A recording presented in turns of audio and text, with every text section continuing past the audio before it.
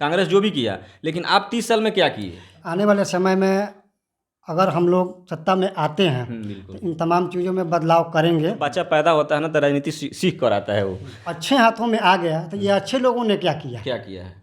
प्रश्न ये है। 20 वर्षों में जिन हाथों में ये सत्ता है उन हाथों ने सिर्फ और सिर्फ हवा में ही वर्क किया है, ज़मीनी स्तर पर कुछ नहीं। जी नमस्कार, फिलहाल हम मौजूद हैं गोपालगंज जिला माझा प्रखंड बथुआ पंचायत का ये सरिया है, सरिया गांव है और यहाँ पर हम आदर्श विहार न्यूज़ टीम के माध्यम से यहाँ पर पहुँचे हुए हैं। आप देख रहे हैं यहाँ फ्रेम में एक हमारे भाई साहब दिखाई दे रहे हैं। इनका ये प्रोफेशन से तो एडवोकेट हैं उच्च न्यायालय पटना में, लेकिन कांग्रेस से यूथ प्रवक्ता हैं गोपालगंज जिला से। तो आज जो चुनावी माहौल अभी जो चल रहा है, लोकसभा चुनाव आने वाला है, तो सभी लोग अपने अपनी तैयारियां कर रहे हैं। तो इनसे ये प्रवक्ता हैं, प्रवक्ता के नाते इनसे हम कांग्रेस का पार्टी से जो रिलेटेड कुछ सवाल है इनसे हम पूछने के लिए इनके दरवाजे पे, इनके घर पे आए हुए हैं। तो इनसे मिले हैं, बाकी इनसे हम बात करते हैं कि पार्टी का क्या अभी चल रहा है, क्या चुनावी रणनीति है। और सभी लोग अपना अपना रणनीति बनाकर तो ऐसे उतर चुके हैं मैदान में। तो देखिए जनता का क्या फैसला होता है और इनसे बात करते हैं। ये हैं हमारे गौहर अली जी, MD गौहर अली, और ये एक वकील भी हैं, एक प्रवक्ता भी हैं कांग्रेस से, और बाकी बहुत कुछ इनका है, तो इनसे ही जानते हैं हम। तो गौहर जी, सबसे पहले आपका स्वागत है आदर्श विहार न्यूज़ में। आपका भी स्वागत है और आपके चैनल के तमाम दर्शकों को बहुत बहुत नमन करता हूं मैं। और आप अपना कीमती समय हमें दिए, इसके लिए बहुत बहुत आभार आपका। अच्छा गौहर जी, अभी चुनावी जो माहौल अभी शुरू हो चुका है बिहार में, बिहार का राजनीति तो कुछ अजीब तरीका से है। बिहार के लोग, यहाँ लोग बोलते हैं ना कि बिहार में जो बच्चा पैदा होता है ना तो राजनीति सीख कर आता है वो। और यहाँ इतना राजनीतिक होने के बाद भी अपना बिहार पिछड़ा राज्यों में आज भी है, क्या कारण है इसका? हमारे पूर्व के राजनीतिक परिस्थितियाँ और अशिक्षित रहने की वजह से हम लोग इस ये में पहुँचे, और इसके पीछे और भी बहुत सारे कारण हैं जिन पर हमें ध्यान देने की आवश्यकता है। और आने वाले समय में अगर हम लोग सत्ता में आते हैं तो इन तमाम चीज़ों में बदलाव करेंगे। और करने के लिए हमारे नेता माननीय राहुल गांधी जी के पास बहुत सारा विजन है और उन्होंने इसके लिए ऐलान भी किया है हमारे घोषणा पत्र में।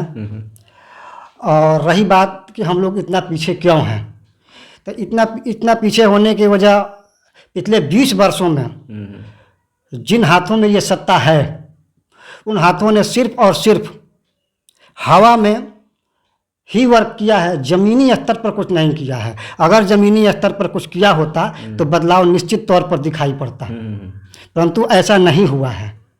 तो इसलिए मैं इस चीज़ का जिम्मेदार वर्तमान सत्ता को ही मानता हूँ। अच्छा, जो सत्ता आज से लगभग हमको ये अंदाज है कि लगभग 30-35 साल होने जा रहा है, ये दो ही लोगों के हाथ में है, दो ही पार्टियां बिहार को संभाल रही है अभी तक, और यही लोग कह रहे हैं कि बिहार बर्बाद हो गया। तो फिर तीसरा पार्टी बर्बाद किया कौन है, जबकि 30 साल से आप ही हैं यहाँ पे?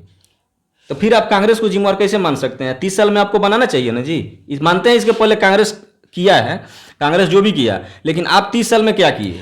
कहने का मतलब ये है कि 25-30 वर्ष पहले कांग्रेस जहां इनको दे करके गया, अगर कांग्रेस गड़बड़ था तो गड़बड़ दे के गया, मान लेते हैं थोड़ी देर के लिए। हाँ। लेकिन अगर अच्छे हाथों में आ गया तो ये अच्छे लोगों ने क्या किया है?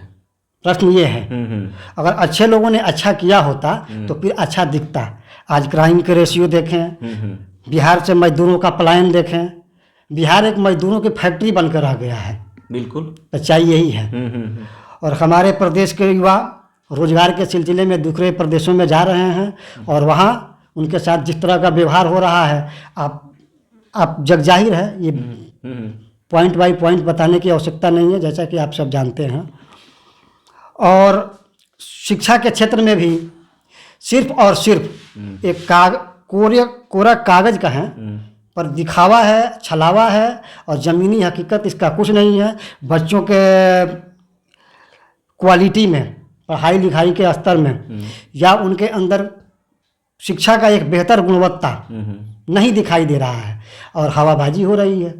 अच्छा बताइए कि जैसे लोग 5 साल इसके पहले जो भी पार्टियां यहाँ पे रही गोपालगंज जिला में, जो भी यहाँ पे सांसद रहे, और यहाँ पार्टी के नाम पर फिर से दोबारा टिकट दिया जाता है, बदलाव नहीं किया जा रहा है। तो बदलाव जब नहीं हो रहा है, जमीनी स्तर पर तो कोई काम नहीं दिखा है। आज 5 साल में कोई बता दे कि गोपालगंज जिला में, छोड़िए बिहार की बात, गोपालगंज जिला में ये बदलाव हुआ है। जो 5 साल पहले था आज भी वही है, लेकिन आज पार्टी के नाम पर लोग वोट देते हैं। पार्टी के नाम पर कोई शिक्षा के नाम पर वोट नहीं देता है, कोई रोजगार के नाम पर वोट नहीं देता है। मान लीजिए कि इसको जगाने के लिए कौन आएगा? अब तीसरा फैक्टर चाहिए ना जी। आप मानते हैं कि आपका कांग्रेस आ गया, तो कांग्रेस अगर आता है तो क्या प्राथमिकता दीजिएगा? कौन सा ऐसा काम आप चाहते हैं कि, तो जैसे आप मान लीजिए कि कांग्रेस, जैसे राहुल गांधी जी भी क्या जन संपर्क ऐसे कुछ कर रहे थे, पद यात्रा किए हैं पूरे देश का। अगर सातक कांग्रेस की आती है यहाँ पर, आपकी सरकार आती है, तो क्या प्राथमिकता दीजिए? कौन सा काम पहले दिख रहे हैं कि होना चाहिए? गोपालगंज में सबसे पहला कार्य हमारी नज़र में यही होगा कि गोपालगंज को बाढ़ मुक्त करने के लिए काम किया जाएगा। और इसके लिए हम लोगों की एक बार मीटिंग भी हो चुकी है और हम लोग अपना इसकी तैयारी किए हैं। और महागठबंधन से जो भी प्रत्याशी आता है, फिलहाल ये राजद के कोटे में गया है ये सीट, जो भी प्रत्याशी आता है हम लोग पूरा दमखम से उसके लिए काम करेंगे। और जब वो जीत कर अगर आता है, सरकार बने या ना बने, अगर हमारा सांसद भी अगर यहाँ से होता है, तो हम लोगों की सबसे पहली प्राथमिकता होगी गोपालगंज को बाढ़ मुक्त करना। और बाढ़ मुक्त करने के लिए गंडक का सीमा गोपालगंज में जहाँ तक भी है, उसके बांध को हम लोग पक्का करवाएंगे। उसके बांध को सबसे पहला पक्का करवाएंगे। और जो भी हमारा सांसद जीत के आता है उससे हम लोग ये काम करवाएंगे। ये हम लोगों के विजन में है।